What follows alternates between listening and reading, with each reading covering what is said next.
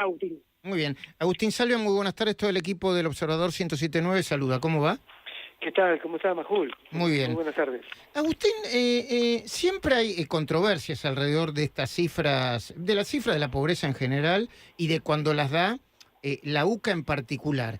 Yo la primera pregunta que quiero hacerte es, ¿en base a qué? O sea, primero, si es un estudio oficial, si son cifras del INDEC, si son cifras de una encuesta propia del observatorio o de la UCA, o de dónde sacás la fuente de información, no porque desconfíe, sino para aclararlo. No, sí, me parece muy importante. A ver, nosotros tenemos nuestra propia encuesta que hemos medido el tercer trimestre del año, desde el año 2004 hasta el año 2023, y venimos presentando la información. No es información oficial, la información oficial la da el INDEC cada 6 meses, vinculado al tema pobreza en particular, pero cada 3 meses vinculado a otros temas, incluso mensualmente en algunos otros casos. Las cifras de pobreza correspondientes al segundo semestre del 2023 recién estarán a fines de marzo, a nivel oficial.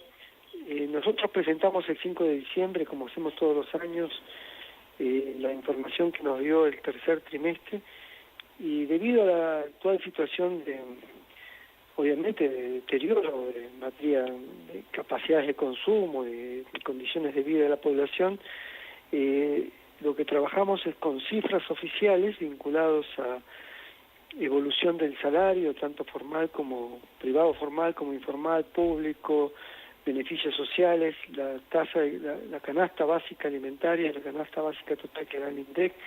Es decir, con base en parámetros de la información oficial, hemos hecho dos ejercicios de simulación, y así lo hemos presentado, no es que son mediciones, 2 ejercicios de proyección o simulación en cuanto a que si ciertas condiciones están presentes, cuánto habría subido la indigencia y la pobreza en Argentina en diciembre y cuánto habría subido en la indigencia y la pobreza en enero. A ver, Agustín, entonces no le quiero bajar el precio, pero no son cifras que puedan ser consideradas oficiales, sino un ejercicio de simulación. Exactamente, y así lo hemos enunciado, más allá de cómo después termina siendo parte de la difusión o de divulgación pública. Como tal, son proyecciones.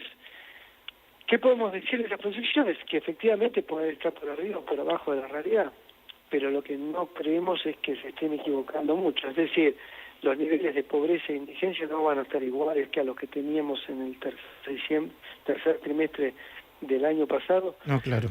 Y que seguramente después de los niveles de impacto inflacionario y de ajuste, a ver, el diagnóstico de este tema es muy importante tenerlo en cuenta, porque si uno dice, bueno, este aumento de la pobreza, y ahí está el debate tal vez entre el gobierno y entre Milei, incluso Cristina, pero en las últimas comunicaciones que ha dado al respecto, con niveles de pobreza del 44% en Argentina y niveles de indigencia del 10%, sin que haya habido ajustes y mejoras en las remuneraciones reales, con un aumento inflacionario del tamaño que hemos tenido, del 25 y del 20%, y bueno, es de esperar que haya habido el indicador de pobreza por ingresos un aumento.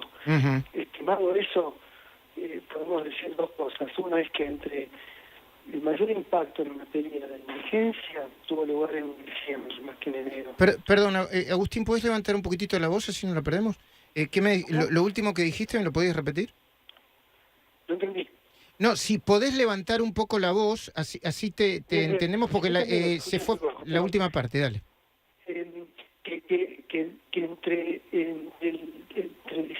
digo, que el mayor impacto que tuvo los aumentos, el incremento del costo de vida, sin que haya habido mejoras en las remuneraciones cobradas en diciembre, pero recibidas en noviembre, es decir, el mayor impacto en la indigencia tuvo que ver, impactó en diciembre, con un aumento entre el 9 al 14% en la tasa de indigencia, y en pobreza de ese 43-44% a un 49%. ¿Por qué? Porque no hubo, durante diciembre, más allá de un bono y de algunos ajustes particulares, se terminó el plan Platita que se agotó en el proceso electoral, y y eso tuvo un impacto muy fuerte en el giro de la realidad de los ingresos de la población. Es decir, producir la devaluación y producir el aumento de precios, entrar en una situación contenida durante ese periodo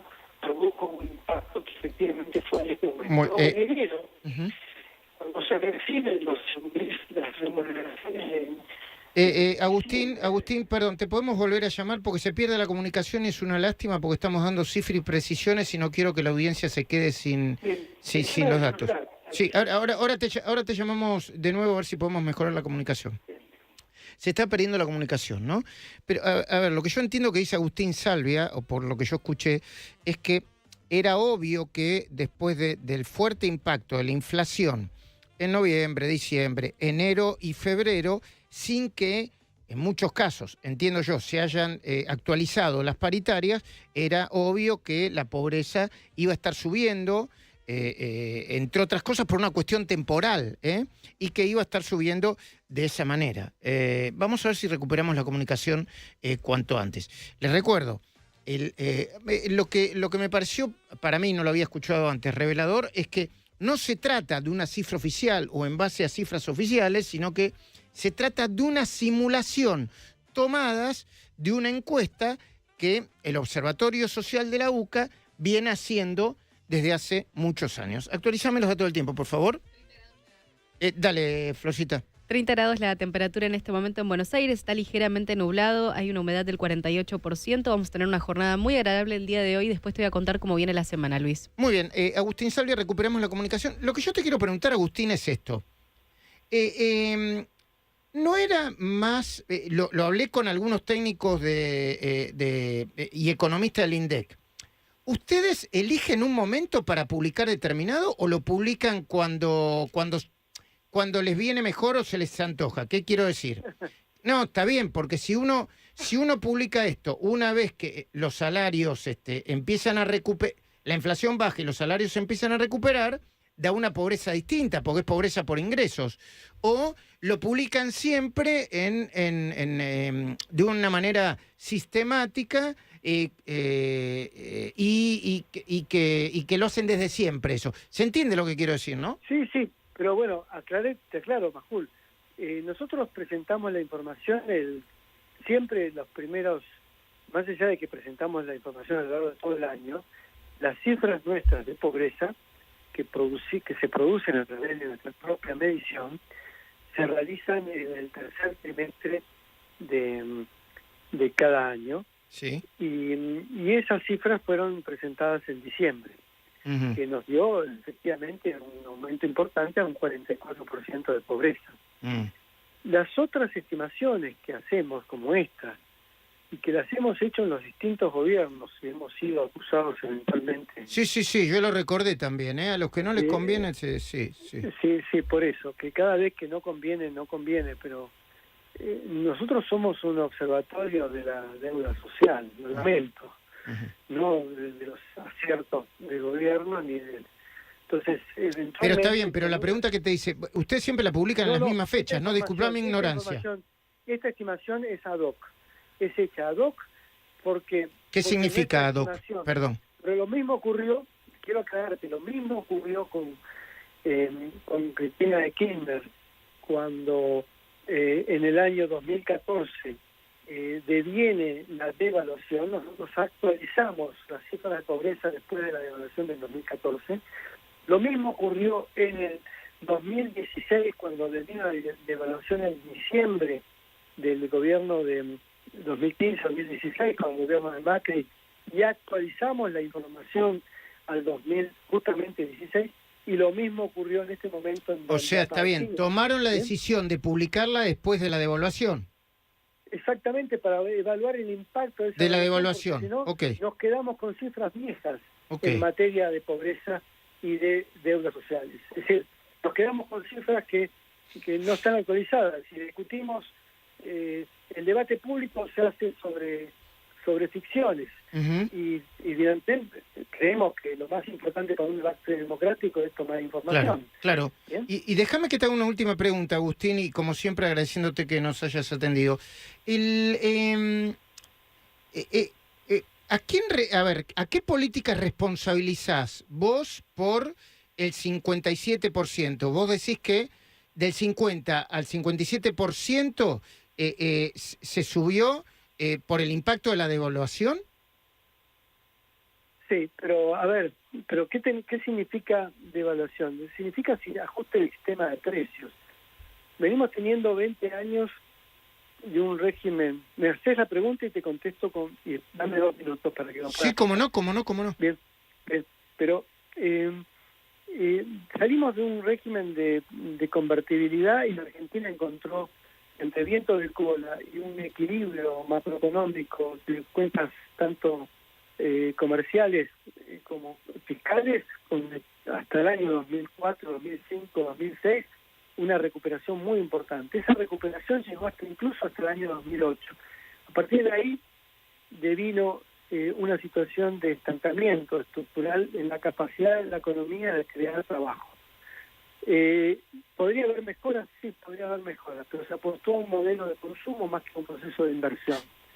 La falta de inversión no creó trabajo y eso obligó a crear más programas sociales.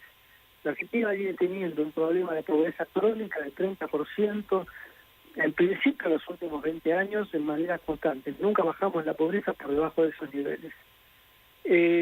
Sobre esa base se montaron distintas estrategias.